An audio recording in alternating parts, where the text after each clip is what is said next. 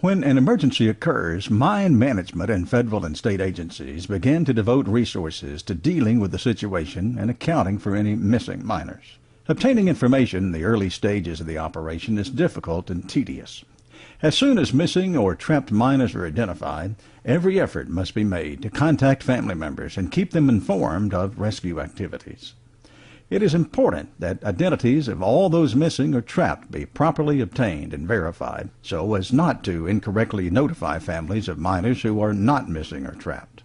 A management person dedicated to doing this research should be assigned immediately. Once the list of missing is finalized, company records of miners next of kin should be obtained and notification must be made immediately. Company officials should ensure that personnel records for each employee identifying next of kin and home or mobile phone numbers are constantly updated and properly maintained. This will allow for quick and accurate family notification if an event occurs. Consideration should be given to establishing a pre-arranged facility for use as a family briefing and gathering area. This should be done by every mining company because when an event occurs, finding such a place may be difficult. Miners may be informed during annual training or other training activities that prior arrangements have been made for such a facility, and the location or address of the facility should be provided for their information. Consideration for selecting such a facility should be: is the location near the mine and easily accessible? Can the location be isolated or cordoned and guarded to provide security for the family members so they'll not be disturbed or harassed by the media or other persons? Is the location large enough to accommodate families, and does it have basic amenities such as air conditioning, heat, restroom facilities, kitchens, seating, tables, and other basic needs? Are there food services nearby that can cater meals and refreshments for the isolated family members? Ideal locations for family facilities may be churches, community centers, training facilities, schools, or other locations which meet the criteria. Local police or security should be available to ensure security for the families and to ensure that all persons entering the facility are family members. During past events, media persons have attempted to enter such facilities under the guise of family members. This should be discouraged and not allowed. A company person should be pre-assigned as the family liaison in the event of an emergency. Backup personnel should also be named. These persons should be sufficiently knowledgeable in mining and be able to answer questions about the underground conditions and areas. In the event of an entrapment and family members are gathered, the family liaison and his or her backup personnel should be available at the family facility on a 24-hour basis.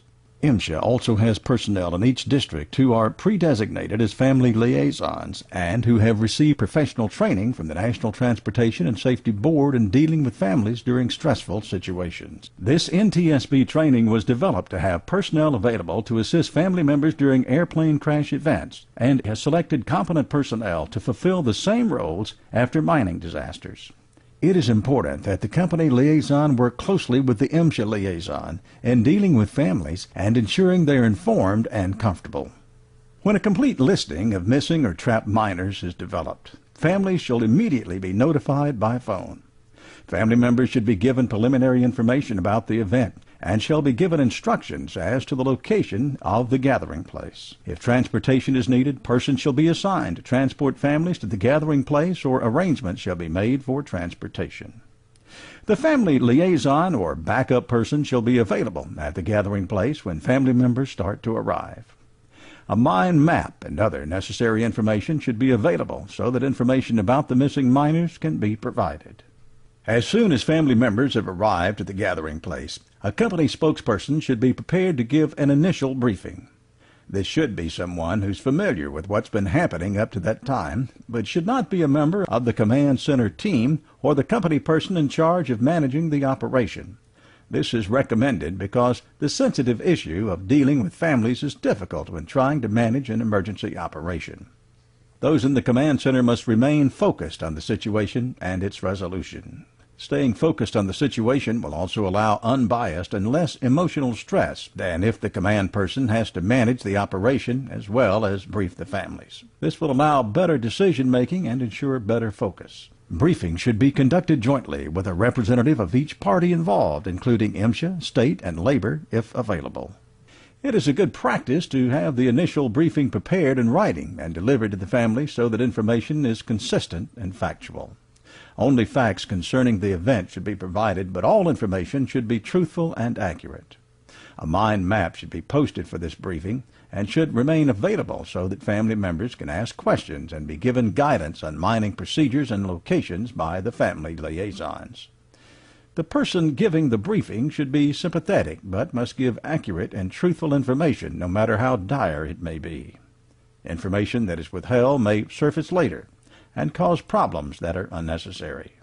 The briefing should include information about the initial event and what notifications or preliminary contacts were made, the known or expected locations of the missing miners, the status of the operation to date, preliminary excursions, activities currently taking place, status of rescue teams, on-site or underground, firefighting activities taking place, and any other activities that are important to the rescue operation.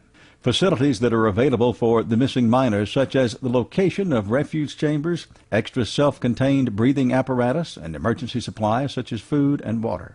Communication lines available for missing miners, such as tracking systems, personal notification or testing systems, mine phone systems, or other systems that may be available.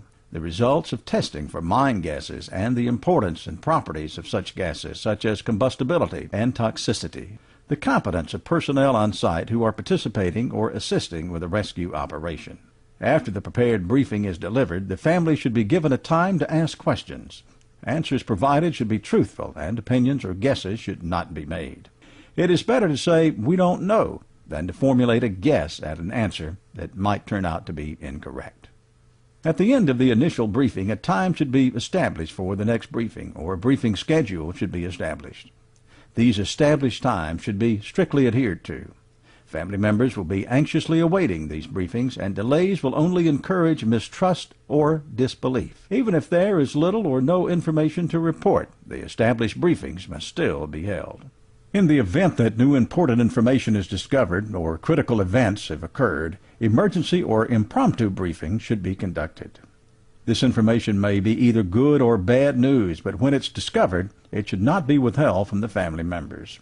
These occurrences may be explorations of rescue teams where notes or other information from missing miners has been discovered, breakthroughs of boreholes where gas readings or communications have been established, readings obtained from seismic equipment concerning the locations of miners, the discovery of bodies and discussions about the proper handling of bodies during rescue operations, the withdrawal of rescue teams because of dangerous conditions or gases. When preparing to conduct these emergency briefings, efforts may need to be made to reconnect family members who may have left the gathering place for periods of time. Make sure that all families are represented during these unplanned briefings.